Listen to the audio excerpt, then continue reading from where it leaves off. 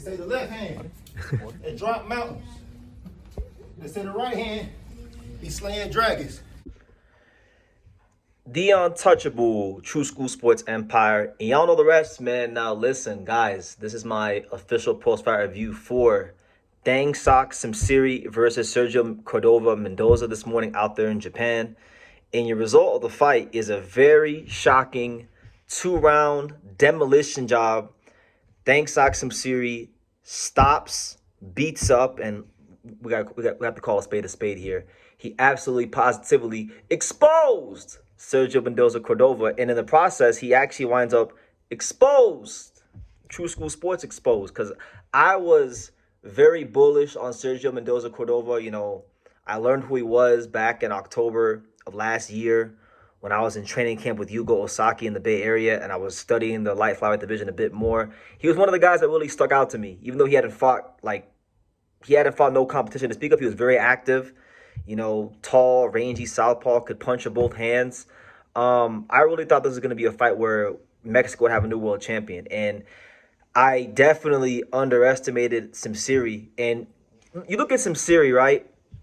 His resume in the last couple weeks has really aged like a fine wine, because he already beat Masataka Taniguchi, former world champion.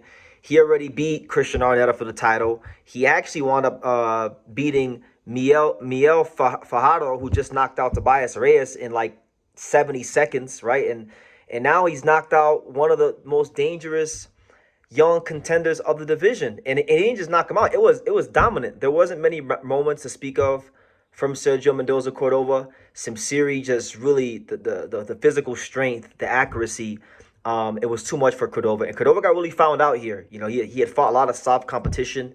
And the first guy that really hit him in his jaw, hit him in his shit, like really exposed him. So he's still young. He's still at a stage where, you know, he can come back, and the division doesn't have a lot of fighters to begin with. So I don't want to write him off and say he's done, because he's still 26 years old. But that's the kind of loss that's really going to test where you're at, test to see, like, how much do you really want this? And we'll see how he comes back. But man, we have to give some serious just due, because I feel like on this channel, and I'll just be honest, I've slighted him, I've overlooked him, I haven't given him his just due, and he's beating some really good fighters. Miguel Fajardo, now Sergio Mendoza Cordova, Christian Arnetta. I was very harsh about the Christian Arnetta fight. In retrospect, he probably fought the way he did against Arnetta because he was respecting the Christian Arnetta power. This is a guy you gotta respect. You gotta respect Simsri, because this is a guy that let's be real. He's been brought in to lose. Like, Arnetta was supposed to beat him. Christian Arnetta was supposed to beat Simsri, and he was supposed to be the next Filipino champion, and those kind of things. That didn't happen. Sergio Mendoza Cordova was supposed to be the next Mexican star of a lot of weight categories. That definitely didn't happen. Masataka Taniguchi was a former champion. He was supposed to pick that belt right off of, or not pick that belt off of, but, you know, just beat Simsri and go on to bigger and better things. And that didn't happen either. So every time Sinceri gets brought in to lose, for the most part, he's passed the test. And there's a lot of guys in boxing, to quote the great Angel Garcia, a lot of guys in boxing, they get put on a path to where they get favorable circumstances to become world champion. They get made champion. And then you get guys who don't have the favorable circumstances, and they become champions. Simseri has become a champion, and I would say, you know, just based off his resume and how it's aged and just how he looked today, he's probably flying the flag higher than anybody from Thailand in boxing right now. So I gave him a puncher's chance because he can punch. He really is punching like that. But I didn't think he was going to knock Sergio Mendoza Cordova out in 2 rounds and just blitz him. I didn't think that was going to happen. I didn't see it. So they fight the fights for a reason.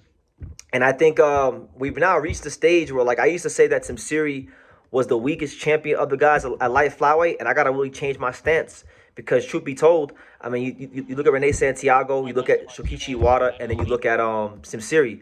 I would put Simseri ahead of Shokichi Iwata, because Simseri has beaten better fighters. The only guy he's lost to in his 41 pro fights is Masamichi Ibuki, who, in my opinion, and I'm talking about all weight classes, Masamichi Ibuki is top 5 pound-for-pound hardest punchers in boxing. You understand? So there's no shame in losing to him, and he's a guy that's gotten better as his career's progressed, you know, being a power boxer and things like that. So there's no shame in that. But every test he's had from Miguel Fajardo who to Christian Arnetta to Masataka Taniguchi and now Sergio Mendoza Cordova, this guy has to be respected, and there will be no more underrating him, no more sliding him, because I did a lot of it going into this fight, and he really proved me wrong. And that's the one thing about these Thailand fighters, you know, they have very little coverage, they have very little fanfare, they're very strong, and they've ruined the careers of many. Think about Romo Gonzalez and Rungvisai. You know, that really changed the trajectory of his career.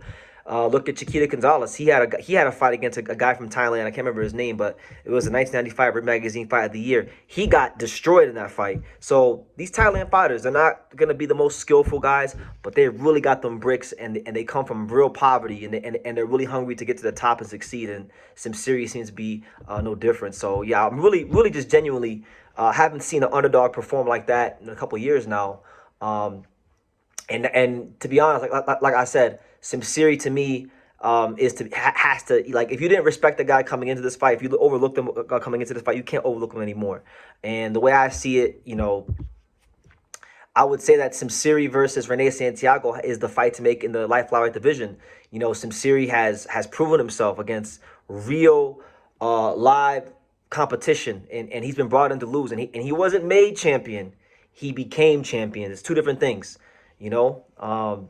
So I would like to see him put himself to the test against Rene Santiago. Rene Santiago is a guy that has been beating up on a lot of Japanese fighters. He's damn near ran out of Japanese fighters to beat up on, you know, unless he's going to fight Dai Akira, who's his mandatory challenger.